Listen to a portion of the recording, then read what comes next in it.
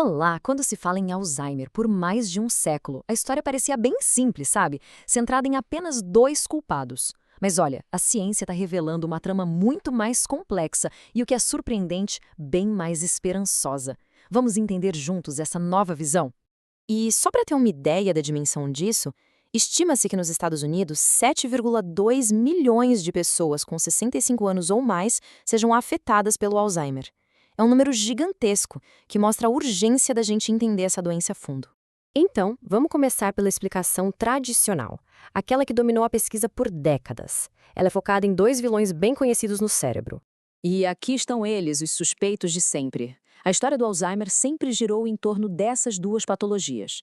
De um lado, as placas de beta-amiloide, que são tipo um lixo pegajoso que se acumula entre os neurônios.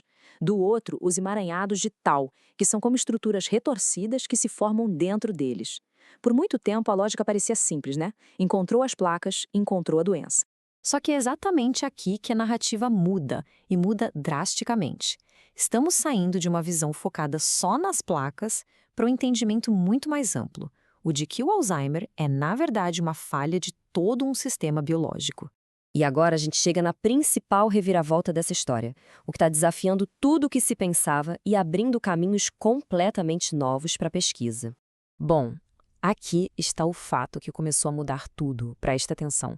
Pesquisas mostraram que 2/3 das pessoas com mais de 80 anos que têm placas no cérebro não desenvolvem demência. A presença das placas, por si só, não era a resposta completa. Essa foi a pista fundamental de que o problema era muito, mas muito maior. E essa constatação, claro, leva a uma pergunta crucial. Se as placas e os emaranhados são só uma parte do problema, o que mais está acontecendo ali? O que está realmente impulsionando a doença? A resposta, como a gente vai ver, está numa rede bem complexa de eventos. O fato é que Alzheimer não é uma doença de uma via só. Pelo contrário, é um distúrbio que envolve múltiplos sistemas biológicos, todos interagindo e influenciando uns aos outros. Essa imagem aqui ajuda a gente a visualizar essa complexidade toda. As placas e os emaranhados estão ali, no centro, sim. Mas olha só tudo que está ao redor. Problemas vasculares, inflamação, outras proteínas defeituosas, até fatores de estilo de vida. Tá tudo conectado. Isso mostra que o Alzheimer não é um probleminha isolado, mas uma verdadeira falha sistêmica. Então, o ponto central é este: o Alzheimer envolve muito mais. Existe uma neuroinflamação crônica acontecendo, problemas sérios com o metabolismo de energia do cérebro e a presença de outras patologias que só pioram o quadro. Vamos focar um pouco nessas copatologias. Pensa assim, é como ter mais de um tipo de problema no cérebro ao mesmo tempo.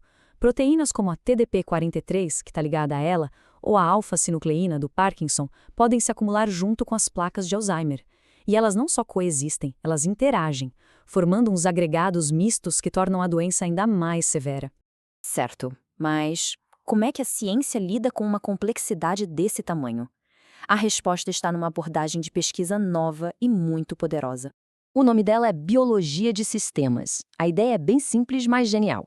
Em vez de olhar para uma peça de cada vez, a estratégia é integrar dados de todas as camadas biológicas, de genes a proteínas, passando pelo metabolismo, para finalmente enxergar como tudo se conecta. Funciona mais ou menos assim. Os cientistas coletam diferentes tipos de dados biológicos, que eles chamam de multiômicos. Pensa que é como ter vários mapas diferentes da mesma cidade. Um mapa genético, um mapa das proteínas, outro do metabolismo. Ao sobrepor todos esses mapas, é possível ver a imagem completa e identificar os pontos críticos, aqueles que realmente impulsionam a doença. O processo é super lógico e potente. Primeiro, coletam-se todas essas camadas de dados. Depois, computadores poderosos integram tudo isso, procurando por padrões. Isso permite que os cientistas identifiquem os nós centrais, sabe? Os verdadeiros gatilhos na rede da doença. E o resultado final disso tudo é a capacidade de apontar novos alvos, muito mais precisos, tanto para o diagnóstico quanto para os tratamentos. E tudo isso nos leva ao objetivo final, a grande promessa dessa nova forma de enxergar o Alzheimer. O futuro, então, não é um remédio único para todo mundo. É a medicina de precisão. Ao entender o perfil biológico único de cada paciente, se o problema principal é inflamação, ou metabolismo, ou uma copatologia específica, vai ser possível desenvolver tratamentos personalizados e, com isso, muito mais eficazes. Isso nos deixa com uma reflexão final que é muito poderosa. Essa nova perspectiva não é só sobre tratar a doença, mas sobre entendê-la tão a fundo a ponto de conseguir intervir muito antes. A grande questão agora é: será que, ao enxergar o sistema completo, a gente consegue encontrar um jeito de parar essa cascata de eventos antes mesmo que ela comece? Encontrar essa resposta vai redefinir completamente o futuro do Alzheimer.